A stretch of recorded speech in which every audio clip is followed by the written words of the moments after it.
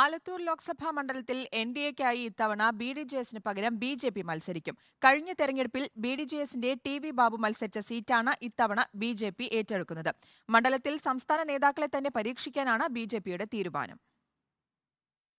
കഴിഞ്ഞ ലോക്സഭാ തെരഞ്ഞെടുപ്പിൽ ആലത്തൂർ മണ്ഡലത്തിൽ എൻ.ഡി.എക്കായി മത്സരിച്ച ബി.ഡി.ജെ.എസിന്റെ ടി.വി ബാബു നേടിയത് 89,837 വോട്ട്.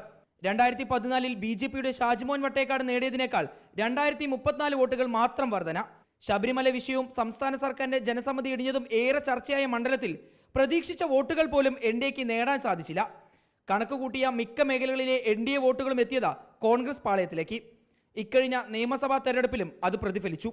മണ്ഡലത്തിലെ 7 നിയമസഭാ മണ്ഡലങ്ങളിലും കാര്യമായി വോട്ട് സ്വരുക്കൂട്ടാൻ ബി.ജെ.പിക്ക് കഴിഞ്ഞിരുന്നില്ല. എന്നാൽ ഇത്തവണ മണ്ഡലത്തിൽ വ്യക്തമായ ഒരു കുതിച്ചുചാട്ടമാണ് എൻ.ഡി.എ കണക്കുകൂട്ടുന്നത്.